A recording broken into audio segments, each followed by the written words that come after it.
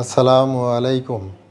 আমি মোহাম্মদ ওহিদুজ্জামান, ম্যানেজার ইসলামী bank Bangladesh PLC, Sharankhola শাখা বাগেরহাট। ভুলে যাও ভেদাভেদ, হাতে রেখে হাত, ঈদ নিয়ে এলো এক আলোর প্রভাত। সম্মানিত গ্রাহকবৃন্দ, দেশে বিদেশে অবস্থানরত শুভানুধ্যায়ী, আত্মীয় স্বজন, বন্ধুবান্ধব সকলকে জানাই পবিত্র ঈদ উল ফিতরের শুভেচ্ছা। ঈদ মোবারক। রহমত, মাগফিরাত ও নাজাতের প্রত্যাশায় আল্লাহর বিধানকে অনুসরণ করে পার করেছি পবিত্র মাহে রমজান, তাকওয়ার মাস, কোরআন নাজিলের মাস।